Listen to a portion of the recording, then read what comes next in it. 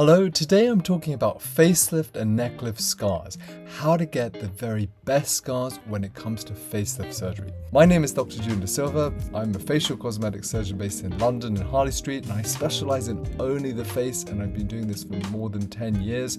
And so I'm going to talk to you about my experience over these years. So in terms of healing, what are the things that you can do as a patient that can make a difference? Well, certainly smoking reduces oxygen in the body, and oxygen is kind of the elixir for healing. So if you smoke, the best thing is to avoid smoking before and after surgery, because that really will encourage the scars to heal as good as possible. And vaping, well, we know vaping reduces blood flow because it causes something called vasoconstriction. How that can influence scar healing, well, we don't know for sure. However, it could be along the lines of smoking, just not as marked. So minimizing vaping may also, particularly with nicotine products, may also be beneficial in terms of healing of scars. Sun, certainly in the initial 3 months after surgery, can be very important because sun on healing skin can cause it to darken. And that's not like the end of the world, because that pigmentation, that darkening will lighten again, but it can be frustrating because that darkening, it just takes time for it to resolve. And then also you want to avoid touching, picking the scar. Let it just heal naturally, and that remodeling process will occur with natural time. There are other things that can definitely be beneficial in healing scars. I mentioned to you using silicone gel, using silicone and partly the actual silicone, partly massaging the scar a period of weeks after the surgery can help with the remodeling of the scar.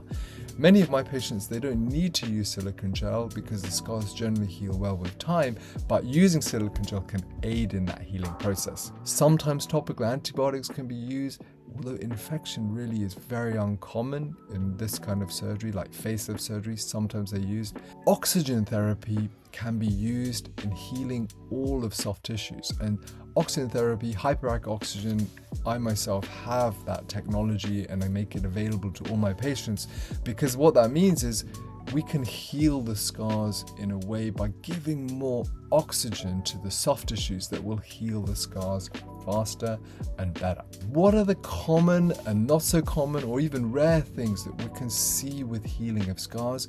Why do they happen? Pinkness. Another word for this in medical jargon is erythema, and it's very common to have some pink color in the scars initially after the surgery.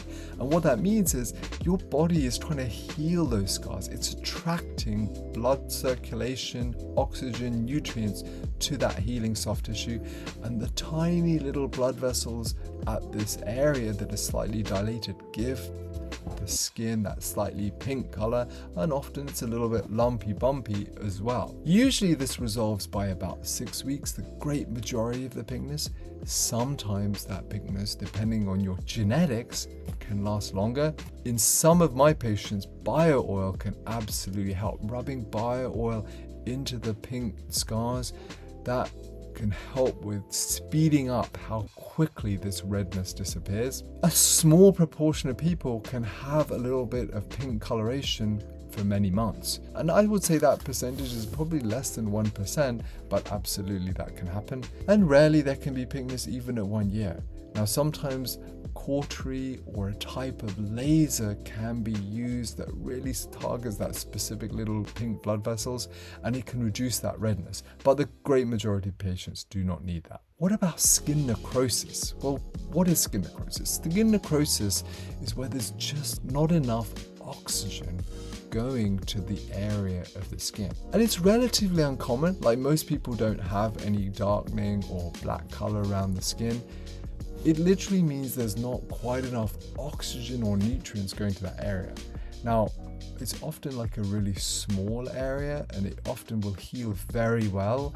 However, smoking is a #1 risk factor for skin necrosis, and with smoking, that necrosis can be really marked. It can be a much larger area, and it can be really troublesome because it can result in scarring. I would certainly encourage my patients that they must stop smoking for a period before and after surgery, really to minimize the chance of skin necrosis.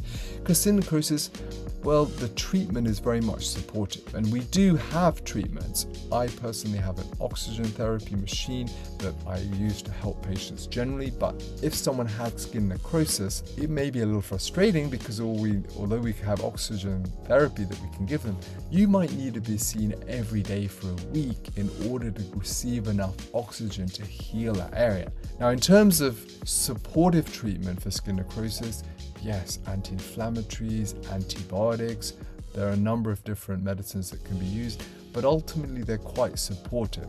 Skin necrosis, taking all these precautions, tends to be quite a small area and it heals well. Usually the scars and the healing process is discreet, but we need to take action, use oxygen therapy if there is any evidence of this, because that is what will help the healing process. Keloid scarring. So keloid scarring is a process by which, rather than the scar healing to a kind of fine line which is white and discreet, the scar can get more pink, it can get thicker and more visible. Now, it's more common in ethnic skin, but it can happen in every skin type.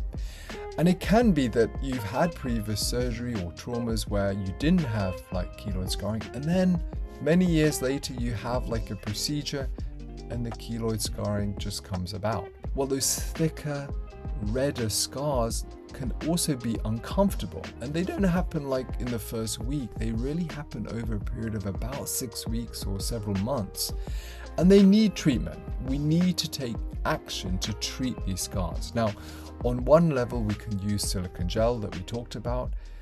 Often it's worthwhile injecting anti-inflammatory medicines such as steroids, 5-FU into these scars to switch off this kind of exaggerated healing. In some patients, other technology can be helpful. I personally find radiofrequency can really shrink down these scars and help some patients. And sometimes these scars need to be revised when all the healing is settled. It's a spectrum of a condition. And there can be patients who have marked keloid scarring, or it can be more modest. And a modest keloid scarring may mean that in front of the ear, actually the scar's healed pretty well. It's quite difficult to see. However, close inspection behind the ear, we can see thickening of the scar. So depending on what we can see, well, milder treatments might mean treating with silicone gel, anti-inflammatory injections, and radiofrequency, but no further treatment. Those will tend to shrink down the scars. More marked keloid scarring, although uncommon, we're talking about less than 1% risk, well, these are the patients that are likely to need revision of the scar surgery, and that might be even a year after the surgery. And with that revision, well, this scar would be removed, but there need to be a little bit of undermining of the remaining skin in order to bring that skin together. Then it requires meticulous care after the scar is revised, because there is a possibility of this process repeating. We need to be very vigilant, and we need to treat those scars proactively with anti-inflammatories, and that will help switch off this kind of exaggerated healing response before it gets to this point. How about healing of scars where there's darker coloration, like pigmentation within the skin? Well, it's uncommon. It tends to be more in ethnic patients, or it can happen because of sun exposure. Now, this usually is not serious because it fades naturally with time. The key things are, well, you want to avoid sun exposure because sun can certainly cause more darkening of the skin. Wear SPF 30 or 50.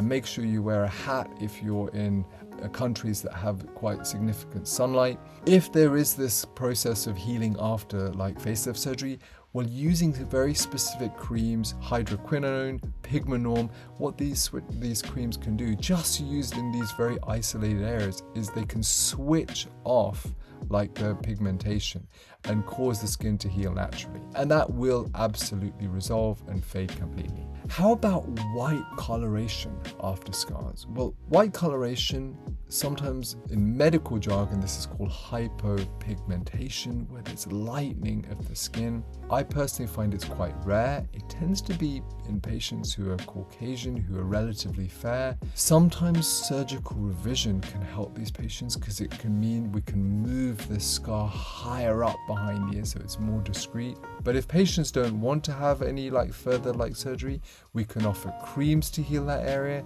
We can use concealer to conceal this area. So what about pixie ears? So pixie ears, why does this happen? Well, this happens because there's a bit too much tension on the healing skin. And what that means is when that skin heals, it can just stretch the very lower aspect of the ear, which gives this kind of longer ear shape, and that's called a pixie ear. Now, why does this happen? Well, there's always a fine balance with facelift surgery, because in facelift surgery, we're lifting upwards and we're lifting the face back to where it used to be, but the counter force is working in the opposite direction. Now, if there's too much laxity because it's not being lifted enough, you can notice loose skin. So it needs to be lifted enough when you have facelift surgery. However, if it's lifted too much, the ear can be pulled in the opposite direction. So it requires meticulous attention to detail to avoid this in facelift surgery. And even in the best hands, it can occur very occasionally. And it's not a common thing, it's relatively rare. Generally speaking, if this happens, well, it can be corrected. And it's really revision earlobe surgery that is going to correct that, and then the ear shape can be corrected. There are certain things that can give more chance of this happening. Younger people who have more elastic skin, well, their surgery needs to be that little bit more conservative, because if there's too much tension, it will tend to pull on the ear. And secondly, if you have naturally minimal earlobe, like some patients have quite a significant earlobe, some people actually have minimal earlobe. And if you have minimal earlobe, then it's just that little bit more chance of that happening. Now, I do hope this information has been helpful for you. And if you have any questions for me, do not hesitate to contact me. Thank you for watching.